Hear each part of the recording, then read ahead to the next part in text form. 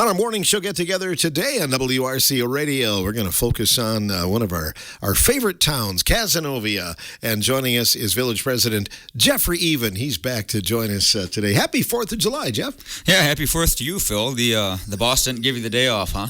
No, I had to ask him, and I said, yeah, I better work today. So, make a good, what am I, a good, I don't know what I am. Anyway. We don't either. Everybody takes a little turn today, though. It seems to me that almost every day is like the 4th of July in Cazenovia, though, isn't it? Yeah. We really enjoy having a good time up there, and all throughout the summer, whether it's baseball or people getting together and just having commiserating, having a good time with each other. It's always sunny in Cazenovia. Yeah, there you go. And you're wearing proudly your Cazenovia German Band shirt. I understand that you have an appearance today. Yeah, so I am ambitiously booking my morning with you here, and then the band is in Lafarge for a 10:30 parade for their 4th of July celebration. So we're on the road. Wow. It's the summer tour. That's right. Yeah, it started with Butterfest in June, and it'll run through the end of September through just parades in the area and different events. So, can you give me a little history about the Cazenovia German Band? Yeah, I can attempt. So, oddly enough, we've been around for, I think this is our 87th year. Obviously not my 87th year, but this is our 87th year of continuous play of the German band. And actually, Cazenovia has a pretty rich musical history. There was a number of bands in the area. One couple I can think of were there's the George Duran Orchestra that would play weddings and just, they were a band. There's the Rockweiler Band. The Jolly Polketeers were a band made up of some Cazenovia area people, and then the Kaz German Band was part of that as well. And then we have just persisted, I guess, through the years. But yeah, and we're just a group of folks ranging in a lot of ages that just like to get together and just keep some of that music alive. Why do you think that the area has a rich history in music? And I really don't know. And Helen Bauer, she's our oldest member of the band, and we use her garage for our practices each week. So you're a garage band then? Pretty much, yeah. Maybe not quite as grungy. She brought up, and this is kind of another one of my segues of employing kids just to get into music. Find your passion, get into music. It really truly is enjoyable. Sometimes band practices aren't enjoyable, but it really is an enjoyable hobby. But no, Helen, she brought up a number of times, you can play sports when you're young, and you can and you will, and it's fun. But at a certain point, you're not going to be able to throw a baseball anymore. You're going to hit the age where you can't play basketball. And some of these things, hobbies, you're just going to age out of it. But music is a passion and a talent and a hobby that you can carry through forever, And it's a really neat thing that we have going up there. And we're made up of people from all over the area, number of Weston alumni, a few Ithaca alumni, and then folks from Reedsburg, Viroqua, even Richland Center. We have a few players down here, and it really is just the joy of music. And we're not too serious. We like to have fun, just like all things in Cazenovia, and it's just it's a good time. I can't explain why we have that history, but for some reason we have it, and we enjoy preserving it. Are you one of the younger members, Jeff? I was. Oh, you're not anymore? I think I'm middle-aged now. Really? Yeah. Wow. We have some high school players with us so we range in age from, I would venture to say, 17 years old through 87, and all the way through. We're pretty healthily spread out through that age gap. Tell me about the playlist. So we're the German band. We play a lot of polkas, and we throw a few marches in there, and then waltzes as well. For our parade lists, we usually stick to polkas and marches because they're a little peppier for that summer feel. But yeah, kind of ranges in all sorts of things. A lot of the older music, which you think about it. Really don't play too much anymore. High school band. It would have been what high school bands probably played in maybe the 50s or 60s. It's the classic marches. If anybody knows, K.L. King is a songwriter. We play a lot of him. He plays some good snappy parade songs. But kind of the joy we get out of it, really, other than just playing together and having a good time and just enjoying the music. When we're in these parades, you'll have kids that are 2-3 years old that can barely stand through, adults that can barely stand. And when we're coming through playing, everybody's, dancing or bopping to the beat. And it's kind of neat because it's music they would never really hear otherwise, but everybody seems to enjoy it. Where do you get the sheet music from? We've had it in the archives since the beginning of time, I think. We have it organized into our own books and set lists, and we've utilized some school districts in the area and online to supplement some music. But yeah, otherwise you probably have some in memory, don't you? It's I've been in it since 2008, so it's 15 years now. So after 15 years, you start to. Sometimes it plays itself, it almost feels like, as long as the lip keeps up. No kidding.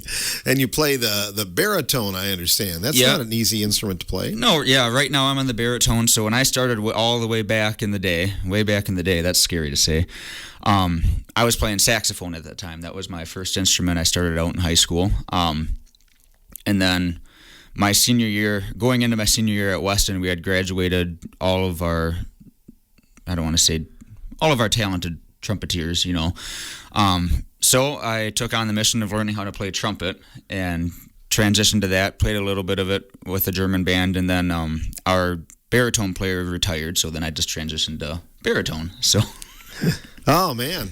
Just a natural progression, Phil. Yeah, well, you sound good, and I've heard you, many times, especially during the Caz celebrations, but I've been trying to see if we could book you on the morning show sometime, so we're going to try to make that happen in the next year if we can. Yeah, and I brought it up to the members. That was one of your interests, and we're all on board. It's just one of those things of... Do they want more money, Jeff, or what's going on? Yeah, you know what? We just need more money, Phil. The wagon needs new tires and needs a paint job, and it's all about the money. We'll see what we can do. Speaking of the Cazenovia celebration, that will be here before we know it, won't it? Yeah, you think July 18th is when it starts, but that's only 2 weeks away. And in the course of the summer, I'm still trying to figure out where June went. So it's going to be here tomorrow is what it's going to feel like. But yeah, it's coming right up. Tell us about some of the events that are going on this year. Yeah, so on Friday night we have just the regular things. The Caz Reds will be playing. We have Dodgeville coming to town. Bounce Houses. Swing Crew will be our live music that evening. During the daytime on Friday, we're doing called Take Your Burger to Work Day. So if you love your Caz Celebration burgers, you can come and order between, I think it's 11 and 1 p.m. and somewhere in that range, but you can get your Caz Celebration burgers early before the night and have them for lunch on Friday. Take Your Burger to Work Day. Yeah, I've never heard of that. That's something new. Yeah, we tried it last year and it worked out really well. It was popular, so we're doing it again this year. And the grill's got to be set up during that time anyway, so we might as well get it seasoned right off the bat. Okay, yeah, and then it looks like a full day of activities on Saturday. Yes, so it'll start out with the Tracy Jennings Memorial 5K. Right away in the morning, we'll be serving our pancake breakfast as well over in the pavilion, and we're making that on the same flat top that we make the burgers on. So. And then a 3-on-3 basketball tournament. Bounce houses are open all day. And kind of one of the fun things coming up, we have bag tournaments, and then unique to Cazenovia in the afternoon, we have our Build Your Own Raft Race. The Hope It Floats Raft Race is actually what it's called. We go around and collect scrap material from just around the area, pallets, barrels, whatever it may be, milk jugs. And teams will come and we kind of do a snake draft where they can come and pick out of the pile what they want to use, and then they have an hour to build the raft out of whatever they have, and then they race it on Lee Lake. Do you have lifeguards on hand just in case somebody doesn't make it to cross? We do.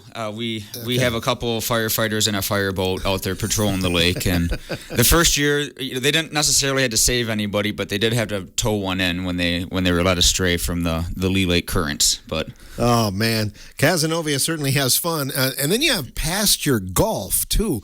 Tell us how that works. Yeah, so that's a brainchild of the Didaloff family. Who makes your pickles. Yeah, that's right. I'm getting a little low too. Do you have those jars, by the way? I'm supposed to take those home. I have one of them. The other one I think is at home. So it starts out behind the fire station. We make a hole back there, or that'll be hole number 1, mowing it in the hayfield, and then you travel in your UTVs or whatever four-wheel vehicle you have out to the Didaloff farm, west of Germantown, and they devise a golf course through their pastures and the farmland, and if it lands in a cow pie or if it lands on the green, you play it where it lies. So last year was our first year with it, and it was a lot of fun. We had a lot of good reviews, and we're looking forward to it again this year. It could land on the green in more ways than one. That is absolutely right. Yeah. Wow. Pasture golf. That sounds like one of the fun deals. And I know that you have high mileage coming up on Saturday night at the festival, and they're a huge draw, by the way. But I heard that they want to play pasture golf. Yeah, so oddly enough, that was one of the we were competing. I don't want to say competing, but when Maggie Lansinger had reached out to them, they were potentially penciled in for the Trempealeau County Fair, and it was kind of just a wait and what are we doing, and it got to the point where, well, we have to start booking somebody. So it was just a friendly reach out, like, hey, do you know what you're doing? We just have to decide, or we have to move on. And they weren't hearing back from that county fair, I guess. And so a phone call was made one morning, and hey, so tell us about the Cass celebration. What do you got going on? I'm like, well, we got this and that, and raft races and baseball, fireworks, all this stuff, and then, and then we do pasture golf. And I'm telling this secondhand through Maggie, but what's pasture golf? Tell us about that. And and kind of the same story I just told you. And like, well, if we come there and play, can we get in on a pasture golf? Like, absolutely. We'll find somebody to drive you around. Whatever you need, you got a tee time.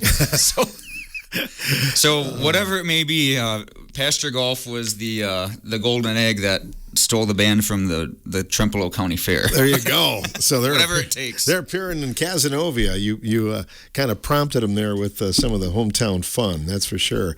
And I was up there earlier, and you were laying down some cement for a new bandstand too. Yeah. So unfortunately, our bandstand that stood for umpteen number of years burned down a few years ago, and always had ambitions of putting one up again, and it just one of those things that you're hoping to raise the funds, make it a priority to get there. And finally this year, it was actually it's a goal of the Cass celebration itself. So we're a community celebration. All of the funds get reinvested back into Cass Memorial Park.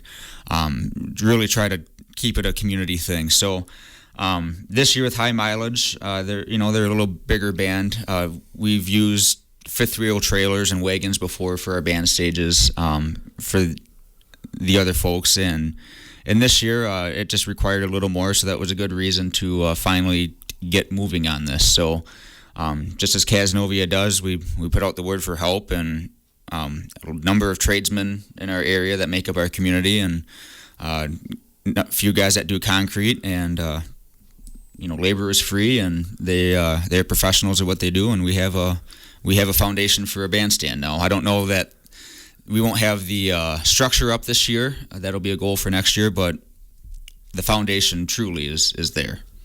So high mileage is there on Saturday, July 19th, and then on the 20th, that's when you'll have, which I'm always impressed by how large the parade is in Cazenovia. Who's the parade marshal this year?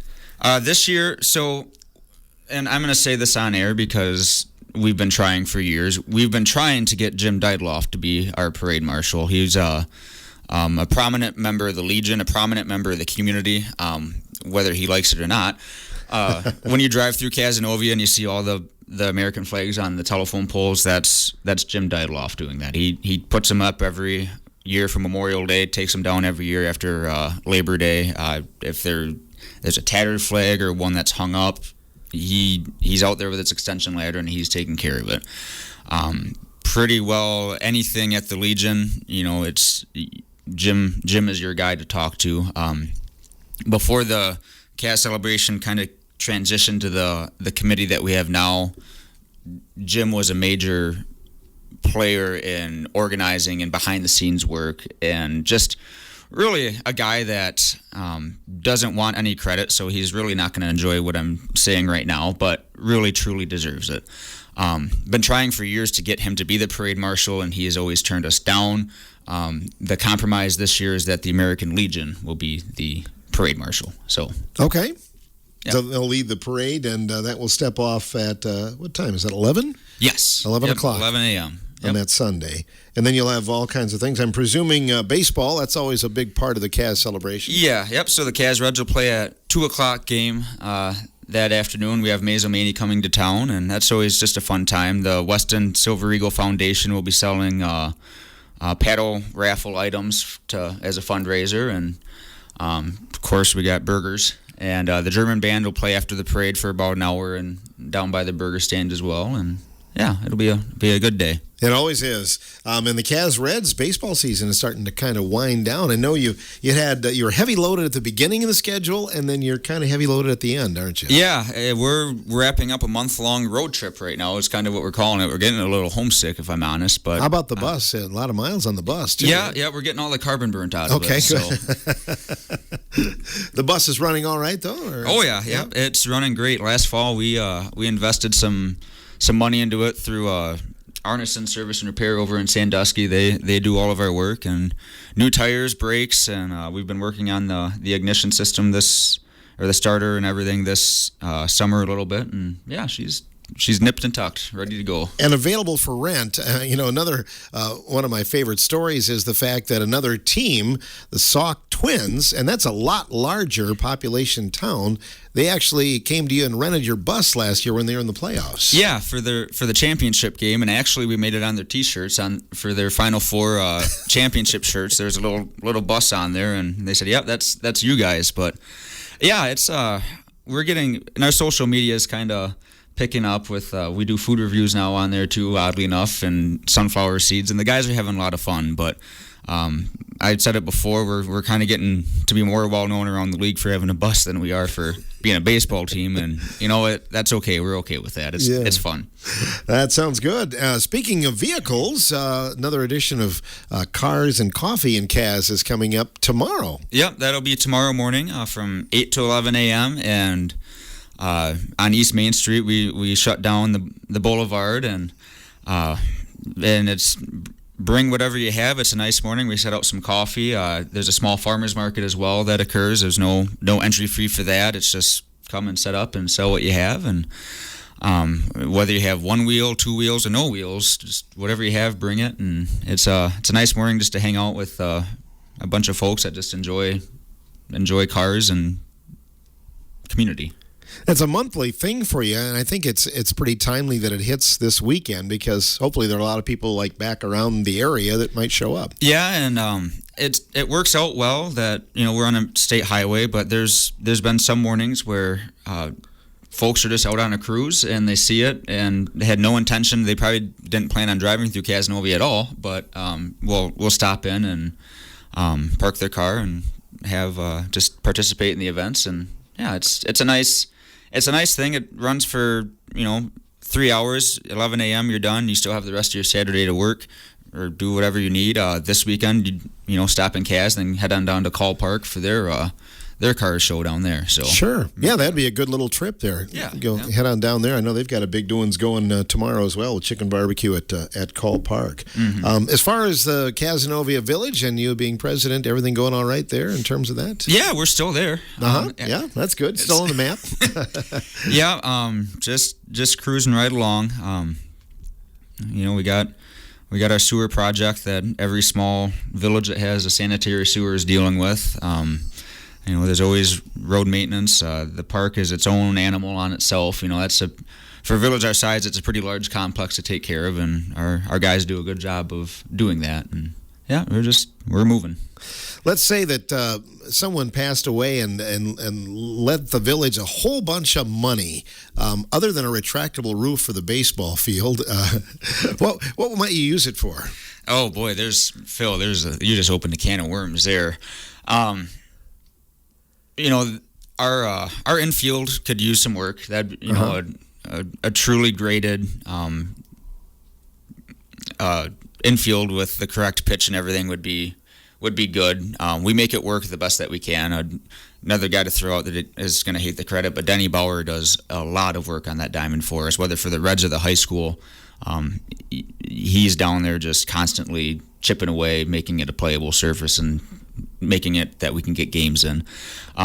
Years ago, we had started a project putting lights up on our small baseball diamond down there, the softball field. That's still on the list to complete. It just kind of fell by the wayside. Right now, actually, what we're working on, a project that's active, is putting a permanent outfield fence on our softball diamond over there. Our baseball diamond is beautiful. It's kind of the crown jewel of our park. And not that we neglected our softball diamond or the Little League field, the smaller diamond, but it just didn't get the attention that the big one got. And now we're starting to focus on that a little bit. We had somebody that had donated the funds to put in the new backstop and infield fences. The press box and concession stand was all through donated funds. The sound system, we put a brand new scoreboard on it it'd be pretty well last year, and that was all through sponsorships and donations. A nice line scoreboard, and so we're just trying to get that to be a diamond that we can also be proud of as well. Great. Well, Jeff, I know you got to get to Lafarge for your appearance with the Cazenovia German Band. Yep, that parade steps off at 10:30, so I'm going to motor north. You're going to boogie. Don't forget your baritone. I'll polka my way up. Jeff Even, Village President of Cazenovia, always a pleasure, and we'll have you back on a regular basis because we like to get caught up on what's happening there in northern Richland County. You bet. And I normally bring a Cazenovia gift down, and John Saltweedle's up to his ears and making cheese trays this time of year, so I didn't want to burden him, but... So what I brought down, and this is definitely not just scratched on the back of a piece of scratch paper. I spent a lot of time on this, Phil. It's a free pass on the Reds bus for Phil Neal. All right. So, definitely official. And do I have to sit in the front seat though, or we'll test the waters. Okay. And we do verify identity. So if Henry tries to bring this on, we're going to know that it's not you. Oh, that's not. Okay. Yeah. Yeah. I didn't even ask you about Cazenovia trivia. That's what we usually do. Do you have one to leave us with today? Yeah, we can do a parting gift. So we'll stay on the theme of the railroad. Yes. So, Kaz had its own railroad, and it ended its life during the Depression. There was a big flood in 1935, but there were financial struggles all the way through, and the community, as Cazenovia has done since the beginning of time, and we still do, it just rallies and makes things happen. Well, towards the later years, and Ken Theed would probably know the answer to this question, so he's not allowed to answer it. But when there were smaller travels between Kaz and Ironton or Laval, they had modified a Ford Model T to run the tracks and run the rails. And if you had one passenger or just small parcels, rather than fire up the steam locomotive, they would run this Model T down the tracks, converted to basically be a small train. There's a trailer on the back of it. They later modified it to have a cab. Pretty resourceful for what they're doing, just to try and conserve funds. What was the name of that? Oh my goodness! That little Model T. That would make a good trivia-thon question too, because I'm guessing you probably can't Google that. No, there are pictures online. There's some railroad Facebook groups. If you're a nerd like I am, you can go out there, and every now and then things like that surface up. But boy, I don't even know if I have I don't even know where you'd begin, Phil, to be honest with you. The Lee Lake Express. I don't know. That's a good guess, but it was the Speeder. The Speeder. Okay. Yeah, the Speeder. Sure, because you could make a quick trip up there and back and, commute people. It was like a taxi thing. Yeah, and that's exactly what it was. It was just economical. If you had to make a quick trip to pick up one person, or, there's one picture of somebody driving it, and there's a lady in her dress and her baggage sitting on on the seat and going shopping or something, Yeah, or visiting. Yeah, that's cool. Well, that's a great note to leave it on, a little Cazenovia history. Jeff, good luck to you today. Yeah, thank you. Should be a nice day for parade. Don't get overheated playing that baritone now. I will do my best. Jeffrey Even joining us in this portion of the morning show.